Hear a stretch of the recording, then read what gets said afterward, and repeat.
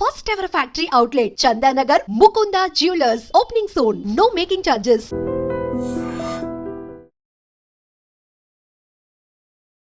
నమస్తే, welcome back to ID media. నేను మీ ఝాన్సీ. చాలా మందికి కంప్లైంట్ చేస్తుంటారు, అమ్మాయిలకి గోల్డ్ అంటే చాలా ఇష్టం, ఎంత ఉన్నా కానీ కొంటూనే ఉంటారు అని చెప్పి. మరి gold rates day by day పెరుగుతూనే ఉన్నాయి, తగ్గే ఛాన్స్ ఏమీ లేదు అని చెప్తున్నారు. మరి ఏదైనా తగ్గే ఛాన్సెస్ ఉన్నాయా? గోల్డ్ కొంటే మంచిదా, సిల్వర్ కొంటే మంచిదా? ఈ విషయం తెలుసుకుందాం. ప్రస్తుతం అంతా ఉన్నారు ఆంఫై రిజిస్టర్డ్ మ్యూచువల్ ఫండ్ డిస్ట్రిబ్యూటర్, ఇంకా సీనియర్ మార్కెట్ అనలిస్ట్ ప్రభు గారు. వారితో మాట్లాడి ఏది బెస్ట్ ఆప్షనో తెలుసుకుందాం. నమస్తే సార్. నమస్తే అండి. ఎలా ఉన్నారు? బాగున్నాను సార్. ఎంతసేపు అమ్మాయిలు బ్లేమ్ చేస్తూ ఉంటారు కదా, వీళ్ళకి ఎంత గోల్డ్ ఉన్నా సరిపోదు అని చెప్పి. నిజంగా ఈరోజు అసలు గోల్డ్కి ఉన్న ఇంపార్టెన్స్, మన సర్వైవల్కి ఎంత ఇంపార్టెన్స్ ఉంది, కంపేర్ చేస్తే గోల్డ్ బెటరా లేకపోతే సిల్వర్ పర్చేస్ చేయడం బెటరా? ఒకవేళ నాకు ఎక్కువ డబ్బులు ఉండి కొంత కొనుక్కుంటాను, లాంగ్ రన్కి యూజ్ అవుతుంది అంటే ఏది బెస్ట్ ఆప్షన్ అంటారు? Gold is a precious metal, అందరికీ ఇష్టపూర్ణమైన మెటల్. సో డెఫినెట్గా అందరి చూపు దాని మీదే ఉంటుంది. ఒకప్పుడు సిల్వర్ చూసేవాళ్ళు కాదు, సిల్వర్ పెద్ద పట్టించుకోలేదు, గోల్డ్ మీదే, అది కూడా డబ్బులు ఉన్న వాళ్ళు ఎక్కువే కొనేవాళ్ళు. లోవర్ మిడిల్ గోల్డ్ మీద అంత ఇది చూపించేవాళ్ళు కాదు. పోను ఈ ఐటీ వల్ల ప్లాట్ఫామ్ మారిపోయింది అనుకోవచ్చు. పే చెక్స్ ఎక్కువ వచ్చినాయి కాబట్టి అసెట్ క్లాస్లో గోల్డ్ కూడా ఇన్వెస్ట్మెంట్ చేయాలి, అవసరానికి తగ్గ. మ్యారేజ్ ఉంటేనే ఫంక్షన్లో వాటికి మినిమం గోల్డ్ లేడీస్ కంటే ఎక్కువ కావాల్సి వస్తుంది కాబట్టి వాళ్ళు అట్రాక్ట్ అవుతారు. కొత్త కొత్త మోడల్స్ మారుతూ ఉంటాయి కాబట్టి చేంజ్ చేస్తూ ఉంటారు. సో అది దాని ప్రకారం వెళ్తారు. అట్లానే ఇప్పుడు ఆర్నమెంట్స్ సిల్వర్లో కూడా వస్తున్నాయి, గోల్డ్ లాగే సిల్వర్లో కూడా ఆర్నమెంట్స్ వస్తున్నాయి, అది కూడా వాడుతున్నారు. అది కూడా ఒక ట్రెండింగ్ అయింది. సో ఒకప్పుడు అది లేదు. సో ఇప్పుడు చూస్తే గోల్డ్ చూస్తే మన ఈక్విటీ మార్కెట్ పడినప్పుడు గోల్డ్ పెరుగుతుంది, ట్రంప్ టారిఫ్ వల్ల అదైంది. ఇప్పుడు మళ్ళీ అదేమన్నా హాల్ట్ అయితే మన ఈక్విటీ మార్కెట్ పెరిగినప్పుడు మళ్ళీ గోల్డ్ తగ్గే అవకాశాలు ఎక్కువ ఉంటుంది. అన్సర్టనిటీ ఉన్నప్పుడే గోల్డ్ పెరుగుతుంది. అసెట్ క్లాస్లో ఎక్కడ పెట్టాలి? నెక్స్ట్ రియాలిటీలో పెట్టగలమా? ఉన్న డబ్బులన్నీ నా దగ్గర ₹1,00,000 ఉన్నాయి, రియాలిటీలో పెట్టంటే పెట్టలేను కదా, నేనేం చేయాలి? ఈక్విటీలో కొంత ఉంది, తగ్గుతుంది. ఆల్టర్నేట్ నేను ఎక్కడ పెట్టాలి? అసెట్ క్లాస్ చూసుకుంటాం, ఎక్కడ? గోల్డ్లో పెడతాం. గోల్డ్ అంటే ఇమీడియట్ క్యాష్, లిక్విడిటీ. సో ఎప్పటికైనా ఆపత్కాలం ఉంది, అది సేవ్ చేస్తుంది. సో అందుకని కొంత పర్సెంటేజ్ దాంట్లో పెడుతున్నారు. ఈవెన్ మ్యూచువల్ ఫండ్స్లో కూడా అన్ని కంట్రీస్ పర్సంటేజ్ పెంచుతున్నాయి. చైనా అసలు ఒప్పుకునేది కాదు గోల్డ్. ఇప్పుడు వాళ్ళు ఫిజికల్గా గోల్డ్ సెంట్రల్ బ్యాంక్ కొంటోంది. ప్లస్ మ్యూచువల్ ఫండ్స్లో కొంత పర్సంటేజ్, మేబీ 1 to 5% ఈ గోల్డ్లో పెట్టడానికి వాళ్ళు ఛాన్స్, అవకాశం ఇచ్చారు. ఒక స్టాట్యూట్ తీసుకొచ్చారు, ఇదివరకు లేదు, అది అసలు ఒప్పుకోలే వాళ్ళు. అంటే దృక్పథం మారింది. పివి నరసింహారావు గారి వల్ల మారింది అనుకోవచ్చు ఒక రకంగా, రిఫార్మ్స్ వల్ల. దాని నుంచి మనకి ఇబ్బంది వచ్చినప్పుడు మనం ఎలా బయటపడ్డామో, సో అది చూశారు. అన్ని కంట్రీస్ కూడా సెంట్రల్ బ్యాంక్స్ ఉంటాయి, మనకు ఆర్బీఐ లాగే. వాళ్ళు గోల్డ్ కొనడం మొదలుపెట్టారు. 1000 tons per year every central banks కూడా. అలా గోల్డ్ డిమాండ్ పెరిగింది. సో రిటైల్ పర్సంటేజ్ ఎంత పెరుగుద్ది? అంత ఎక్కువ విపరీతంగా ఏం పెరగదు కదా. గ్రాడ్యువల్గా ఏజ్ వచ్చే కొద్దీ మ్యారేజ్ అవుతాయి, మ్యారేజ్ అయినప్పుడు అప్పుడు గోల్డ్ అవసరం ఉంటుంది, అప్పుడు కొంటా ఉంటారు, ఫంక్షన్లో వాడు కొంటారు. అట్లా చిన్న చిన్నగా పెరుగుతుంది. కానీ ఇట్లా ఎక్కువ ఎందుకు ఇంత పెరిగింది? దాదాపుగా 94,000 దాకా ఎందుకు వచ్చింది? బయట మార్కెట్లో 94 ఉంది, ఈ లిస్టెడ్ దాంట్లోనేమో 90,000 దాకా వచ్చింది. సో గోల్డ్ ఎందుకు అంత డిఫరెన్స్ ఉంది? షాపుకు డిఫరెన్స్ ఉంటుంది. ఒక స్టాండర్డ్ ఇది దానికి ఉండదు. మనం ఒక షాప్కి వెళ్ళి 1 గ్రాము గోల్డ్ అడిగితే ₹50 తక్కువ ఎక్కువ పక్క షాపులో ఉంటాయి. అసలు ఎవరికి దానికి స్టాండర్డ్ ఇది ఇంత అమ్మాలి ఇంత ఏం ఉండదు. ఎవరు ఇష్టం వచ్చినట్టు వాళ్ళు అమ్ముతారు దానికి. అది మనకి 22 వస్తుందా 24 వస్తుందా మనం చూస్తే చెప్పలేము. అందుకని గోల్డ్ కొనుక్కునే వాళ్ళు ఎప్పుడు గవర్నమెంట్ ఒక సైట్ ఇచ్చింది, ఆ సైట్ నుంచే కొనుక్కోవాలి గోల్డ్. అప్పుడే 24 క్యారెట్స్ వస్తాయి.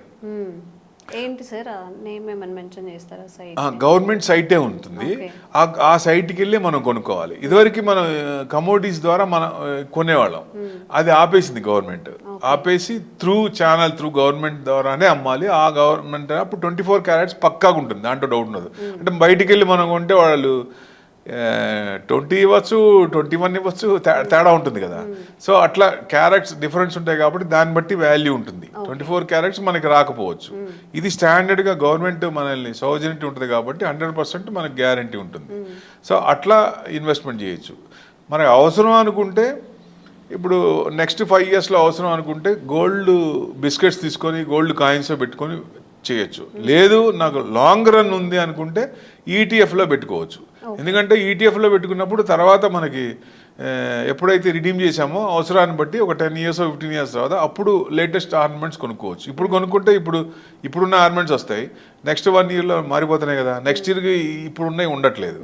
సో లాంగ్ రన్ వ్యూ ఉన్నప్పుడు ఈటీఎఫ్లో పెట్టుకోండి. షార్ట్ టర్మ్లో ఉన్నప్పుడు మటుకు మీకు ఇమీడియట్ కాయిన్స్లో కానీ బిస్కెట్స్లో కానీ కొని పెట్టుకుంటే మన నెక్స్ట్ 6 మంత్స్లో ఉన్నప్పుడు ఇది అవుతుంది. పడ్డప్పుడు కూడా ఈ గోల్డ్ షాపులు మొత్తం గోల్డ్ పడినప్పుడు కొనుక్కుంటాయి, కొనుక్కొని పెరుగుతాయి. ఆ డిఫరెన్స్ వాళ్ళకి ప్రాఫిట్ వస్తుంది. అందుకని ఎక్కువ ఎక్రూట్ చేస్తూ ఉంటాయి. ఆర్బీఐ బ్యాంక్స్ కూడా సెంట్రల్ బ్యాంక్స్ అన్ని కొనటం వల్ల గోల్డ్ డిమాండ్ పెరిగింది, 90 దాకా వచ్చింది.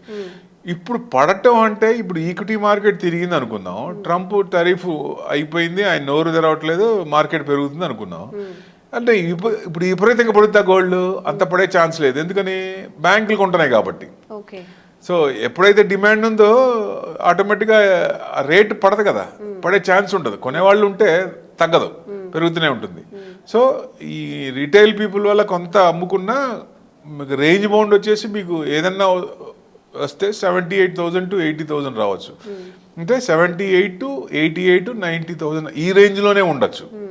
విపరీతంగా 56,000 వస్తుంది, 50,000 వస్తుంది అంటే నమ్మశక్యంగా కాదు. అది అంత వచ్చే ఛాన్స్ లేదు, రాకపోవచ్చు కూడా. ఎందుకంటే డిమాండ్ ఉంది కాబట్టి. ఇది గోల్డ్ పరిస్థితి.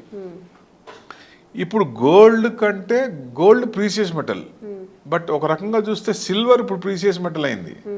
రేటు పరంగా కాదు, యూసేజ్ పరంగా, కన్సంప్షన్ పరంగా, ఇండస్ట్రియల్ యూసేజ్ కూడా పెరిగింది సిల్వర్లో. ఎందుకంటే ఎక్కడ చూసినా ఇప్పుడు ఒక ఔన్స్ సిల్వర్ $34 అయితే నెక్స్ట్ 1 ఇయర్లో $70 అయ్యే ఛాన్స్ ఉంది. అంటే ఇప్పుడు 90,000 ఉన్నది, నెక్స్ట్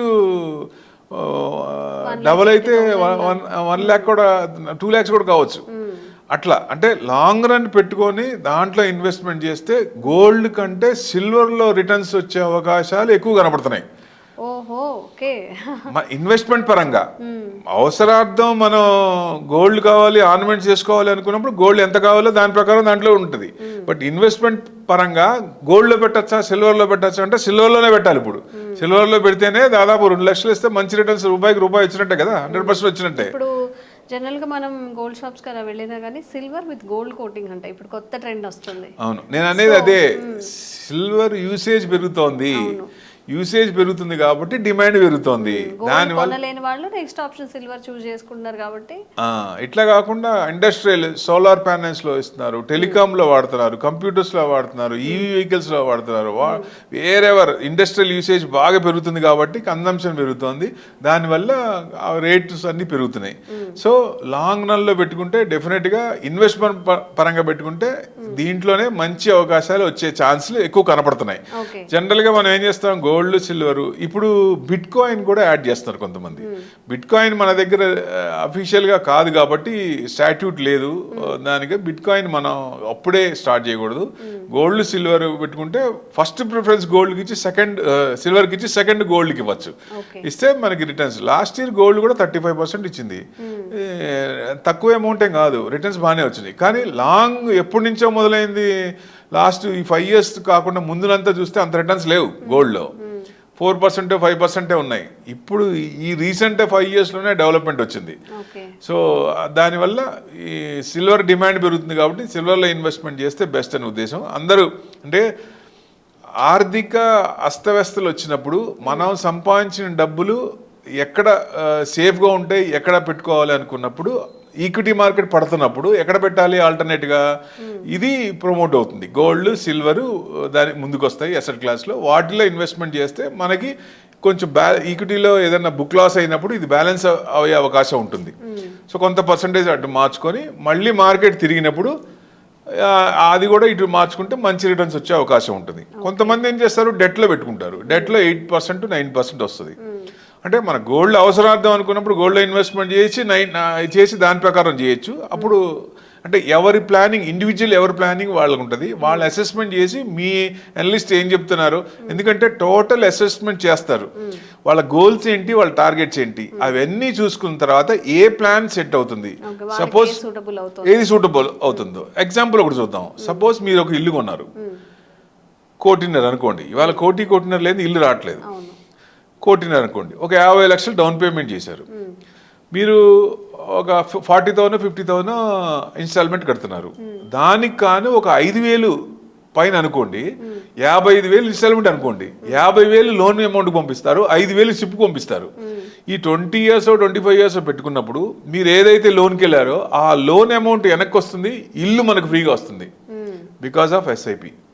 ఓకే, అది సెట్ చేసుకోవచ్చు. అంటే ఇది డిఫరెంట్ ప్లాన్స్ ఉంటాయి. ఇండివిజువల్గా వాళ్ళ గోల్స్ అండ్ టార్గెట్స్ ఎలా ఉంటాయో, ఏది సూట్ అవుతుందో చూసి సరైన గైడెన్స్ తీసుకుంటే డెఫినెట్గా ముందుకెళ్ళే అవకాశాలు ఎక్కువగా ఉంటాయి. రిటర్న్స్ వచ్చే అవకాశాలు ఎక్కువ ఉంటాయి. అది మనం అందిపుచ్చుకోవాలి. రైట్ టైంలో రైట్ డిసిషన్, రైట్ యాక్షన్ తీసుకోవాలి. మీలో ఎవరు కోటీశ్వర్లో చెప్తారు, రైట్ టైంలో రైట్ డెసిషన్. నిజంగా ఇన్వెస్ట్మెంట్లో కూడా మనం చూజీగా ఉండాలి.